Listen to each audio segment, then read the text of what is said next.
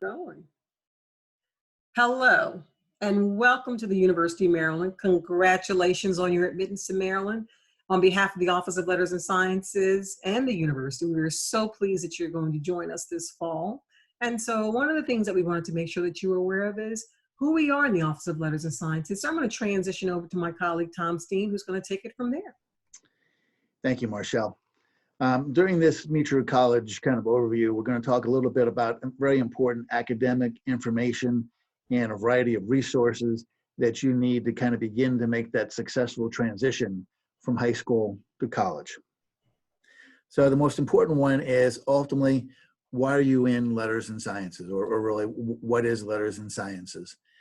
Letters and Sciences is the unit on campus that works with students who are in the process of deciding and choosing their major. We are not a degree granting major, so you will not ultimately graduate as a Letters and Sciences student from the University of Maryland. Our job is to work with you to get you into your major. Now, we have students that typically fall into one or three categories as freshmen. A small number who still might be undecided and are still trying to generate ideas. We have other students that have a variety of different ideas. Maybe they're thinking about physics and philosophy, history and sociology, some combination and want to narrow it down. But we also have a number of our students that are interested in one of the limited enrollment programs. Before we go on to the next slide, at the bottom of some of these slides, I'm going to point out some very important websites. Ours is at the bottom, ltsc.umd.edu. Websites are an important way for you to go ahead and to get information and to make sure that you're staying on top of things throughout your time at the university. But let's talk a little bit about limited enrollment programs. They are known as LEP for short. At the bottom right, you will see the website for the LEP. And you can go ahead and click on that. It gives you the information on any of the LEPs and just information that you need to go ahead and to know. So one of the major things that your advisor is going to have with you is a conversation about potential majors, whether it's one of the 10 LEPs that's listed on the screen or one of the roughly 85 other majors on campus. Because realize, if you do not see the major on the screen right now, so for example, sociology, history, family science, those are majors that you can declare at any point in time. However, limited enrollment programs contain certain requirements, certain courses, GPA that you need to go ahead and to obtain to be admitted. Your advisor will talk with you individually about any particular major or certainly any LEP that you are interested in. Let me do point out on the right-hand side, the four on the right, criminology and criminal justice, communication, government politics, and psychology are limited enrollment programs that you will have an opportunity through the last day of classes in the fall semester to get to that major, to go ahead and declare that as a major during your fall freshman semester without having to qualify for the requirements. Journalism, you have until the end of the first week of classes to get to journalism if you decide. But all the other ones, ultimately, you would need to take a look at meeting the requirements.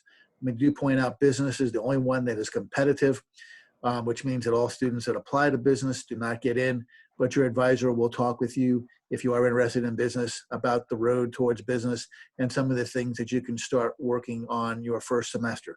Bottom line is, whether it's one of the LEPs or any of the other majors that I mentioned on campus that are not limited, which total about 85, that's one of the main points that your advisor is going to be talking with you about is, where are you at, how can we get you started, and what are some of the appropriate courses for you to take on the road towards your potential major or majors at the University of Maryland.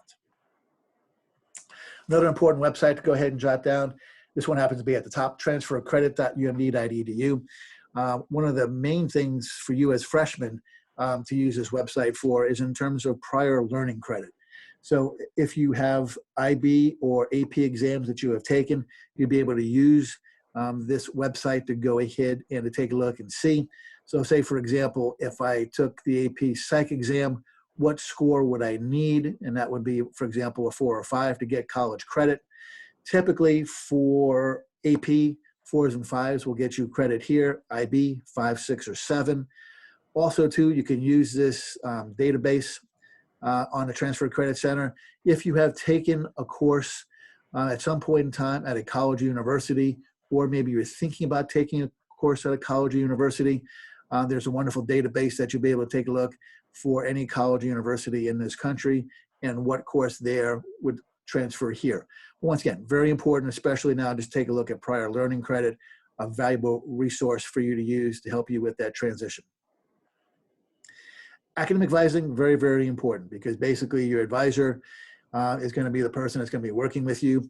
Around the third or fourth week of classes, which is about mid-September, you will get an assigned academic advisor. You'll get an email from your advisor. From that point forward, that will be the person that you will work with exclusively through appointments and email on the road towards your particular major. Every semester you need to meet with an advisor. Advising is mandatory. You cannot register for a subsequent semester if you are a letters and sciences student without your meeting with your letters and science advisor. We are here to help and to assist you. Realize, as I mentioned before, we are not a degree granting major. Ultimately, by the time you reach 60 credits, which is the start of your junior year, you need to go ahead and declare your major.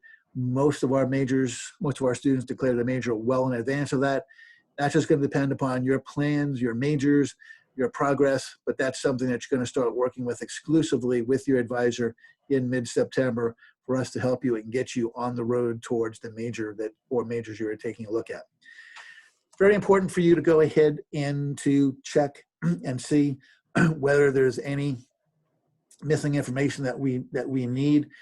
The way to go is to go to testudo.umb.edu.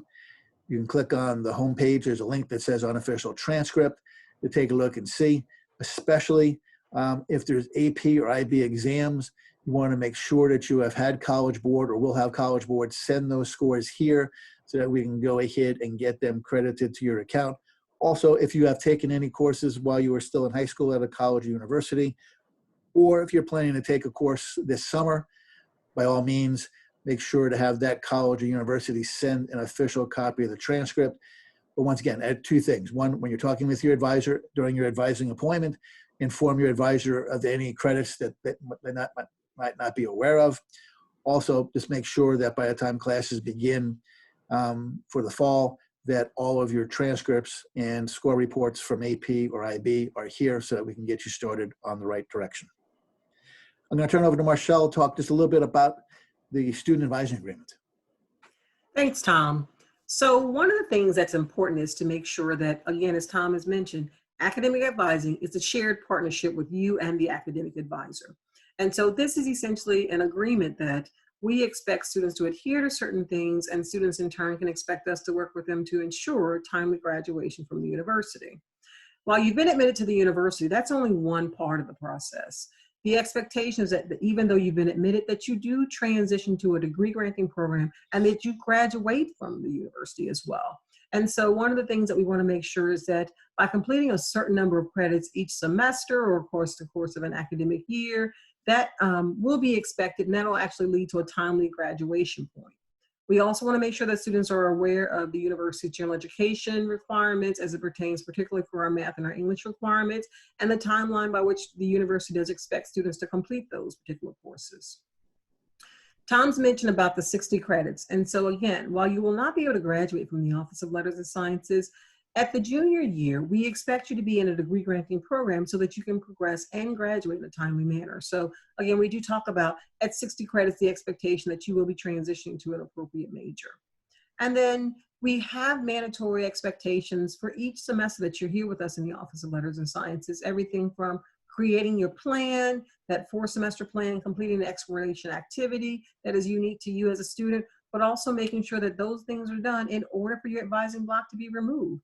And if you don't have those things done, then you may be restricted and there may be some delay in terms of your registration. But we also want to make sure that you're fully aware that communication is key. And so you have to make sure that your email address that you have in the university system is being routinely checked. Because that's not only the way that the advisors in Letters of Science will be communicating with you, but that's also how other administrators, faculty on our campus will also be reaching out to you. So it's important that you, in fact, have an email address that you will be frequently checking to make sure that you're aware of what's happening. And then one of the other things that we want to make sure that you're aware of is that it is your responsibility to be aware of any academic, financial deadlines, the calendar, because should you drop classes, should you decide to make changes to your schedule accordingly, that you could in fact incur additional fees. So again, we want to make sure that not only will we share some information, which Tom will share in just a few moments, but that you take stock in your own educational endeavors as well. Thank you, Marshall. Let's just talk about some other resources that might be helpful and beneficial to you. The first one to go ahead and to start out is going to be UNIV 100. UNIV 100 is a freshman orientation course.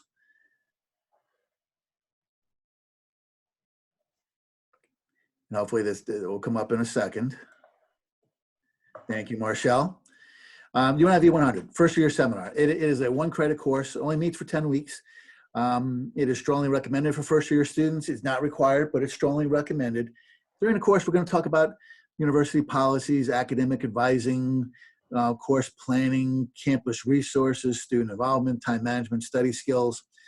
Now, a couple of wonderful things about this course is, number one is the person who is your instructor for the course automatically becomes your academic advisor. So not only do you get to know them in the classroom 1 day per week, you get to know them outside of the classroom.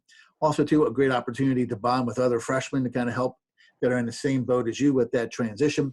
We also have a variety of different flavors of UNIV 100. It's kind of like going to Baskin Robbins. You know, what type of ice cream flavor do you like? So we have sections with a focus for those of you that might be interested in business, STEM focus. We have some general sections, but this is always proven to be a very helpful and beneficial course. This is something your advisor will mention and talk with you about. But like I said, keep in mind it's an extra credit. I mean, it's not a tremendous amount of work compared to like a 3-credit course. So you should be able to get an excellent grade, but more importantly, get off to a great start and begin to make that successful transition from high school to college. So just keep UNIV 100 in mind. Also, too, a variety of resources here. I'm not going to talk about all of them because you can always come back to this presentation at any point in time. Some of these are ones that we've already mentioned in terms of LEP, transfer credit, Testudo, but just some other things that will be very helpful to you in terms of things like resident life, the health center, but also then too, the one at the bottom, just to kind of point out, tutoring.umd.edu. All of you have been great students in high school. You've been very successful. If you weren't, you would not have been admitted to the University of Maryland. However, it's going to be a very, very different environment, kind of step up for you in the fall. So this tutoring website is a comprehensive website. You're really going to enjoy it when you get to it. Free resources that begin to talk a little bit, help you with in terms of things like writing, oral communication, math, science, study skills, time management, test taking. Like I said, it is a comprehensive, amazing resource for you to go ahead and to use throughout your time, not just the first semester, not just, you know, when you get in trouble in terms of a course, but right from the beginning, because we want you to be the best possible student. And this is one resource that will help to make sure that you are all excellent, stellar students at the University of Maryland, which is what we want. As Marshall mentioned earlier, dates and deadlines are very, very important. Monday, August 31st is the first day of classes. Now, another thing for you to kind of jot down and kind of keep in the back of your mind, September 14th is the end of the 10th day of classes. Because from now through September 14th, whenever you register through September 14th, you can add, drop, change, adjust your schedule to your heart's content. But once September 14th comes and goes, those will be the courses that you will be taking in the fall semester. And hopefully, those will be the courses that you'll be doing well in the fall semester. But as we know from past experience, that first week of classes is very critical. When you get to that first class, you meet the professor, you get the syllabus for the course, it might generate some questions. Realizing that probably about September 18th or 20th is when you're going to get your email with your assigned advisor. So what do I do that first week? Get to a class, not quite sure, maybe thinking about changing, have some questions. What do I go ahead and do? Well, here's the answer for you. Our office is located in Hornbeck Library that you will find out. So during those first 2 weeks of classes, we have drop-in advising hours every day. So you would just have to come to our office, go up to the front desk and say, hi, I'm a brand new student, have a couple of quick questions, just want to meet with the advisor on duty. We'd be able to work with you, get your questions answered. And then in mid-September, when you get to your assigned advisor, they will be the ones that will work exclusively with you from that point on the road towards you getting into your major. Having said that, Realize once you register, the bill is not due until the end of August. So if for some reason you decide not to attend the University of Maryland, you have until Friday, August 28th to notify the Office of the Registrar that you would not like to go ahead and be here in the fall to avoid any financial obligation. We hope that is not the case, because we are very excited about welcoming you to the Letters and Sciences family and for you to become official University of Maryland Terps. I'm now going to turn it over to Marshall to kind of wrap it up and bring us home. Thanks, Tom. So what we know is that you may have some questions. Feel free to let us know what those questions may be, but also we ask that you follow us on social media, and the information to do so is here on this last slide. Again, there's no better time to be a Terp. Go Maryland.